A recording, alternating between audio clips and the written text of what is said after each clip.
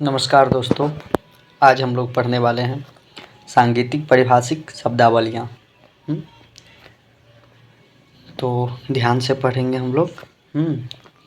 गीत, वाद्य और नृत्य ये तीनों मिलकर संगीत कहलाते हैं। संगीत में भी ऐसे शब्द जो किसी विशेष ज्ञान के क्षेत्र में एक निश्चित अर्थ में प्रयुक्त होते हैं उन्हें सांगीतिक परिभाषिक शब्द या शब्दावलियाँ कहते हैं। तो गीत, वाद्य और नृत्य ये तीनों मिलकर संगीत कहलाते हैं। ठीक है, इस बात पर ध्यान दीजिएगा। संगीत शब्द गीत शब्द में सम उपसर्ग लगाने से बना है। सम अर्थात सहित और गीत अर्थात गान। ठीक है, गान के सहित अर्थात अंगभूत क्रियाओं नृत्य व वादन के साथ भी किया हुआ कार्य संगीत कहलाता है।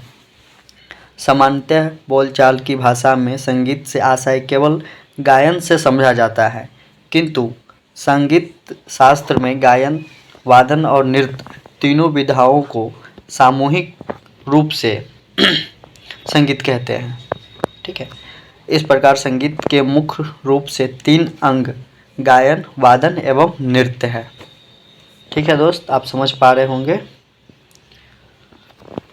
पंडित सारंग देव द्वारा लिखित संगीत रत्नाकर में कहा गया है, गीतम वाद्यम तथा नृत्यम यत्र संगीत मुच्यते, अर्थात गाना, बजाना तथा नृत्य इन तीनों का सम्मिलित रूप संगीत कहलाता है। ठीक है, पश्चिमी देशों में संगीत से आशय केवल गायन और वादन से समझा जाता है। वहाँ नृत्य को संगीत के अंतर्गत नहीं रखा जाता है। वो पश्चिमी देश है भाई, कुछ भी कर सकते हैं वो लोग। अब आगे ध्यान दीजिए। गायन, वादन और नृत्य का एक दूसरे से घनिष्ठ संबंध रहा है।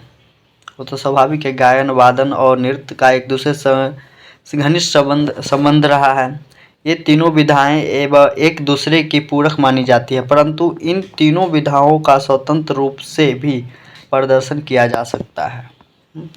नृत्य से परिभाषित आशय है कि गाते बजाते समय भाव प्रदर्शन के लिए थोड़ा बहुत हाथ चलाना, गाते समय मुखाकृति बनाना अर्थात शरीर की भाव भंगिमाएं आदि नृत्य के अंतर्गत आते हैं।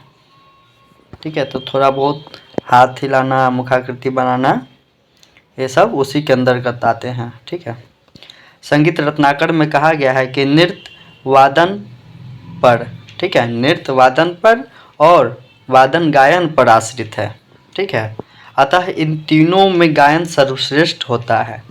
ठीक है, संगीत की परिभाषा इस प्रकार दी जा सकती है। संगीत वह ललित कला है जिसमें स्वर और लय के द्वारा हम अपने भावों को प्रकट करते हैं। संगीत के संदर्भ में ज्ञानवल्लभ जी कहते हैं, संगीत एक प्रकार का योग है। इसकी विशेषता है कि इसमें साध्य और साधन दोनों ही सुख रूप है। अतः संगीत एक उपासना है जिससे मोक्ष की प्राप्ति होती है। सामान्यतः स्वर और लय के द्वारा अपने भावों को प्रकट करने से संगीत की रचना होती है। संगीत को एक ललित कला माना जाता है। ललित कला के अंतर्गत 5 प्रकार की कलाएं आती है: संगीत, काव्य, चित्रकला, मूर्तिकला एवं वास्तुकला। स्थापत्य कला भी कहते हैं उसे, काव्य को कविता कहते हैं। तो आगे इस प्रकार हमने सब पढ़े हैं आज संगीत के बारे में। दूसरे वीडियो में हम दूसरे चीज़ के ऊपर टॉपिक पे चर्चा करेंगे।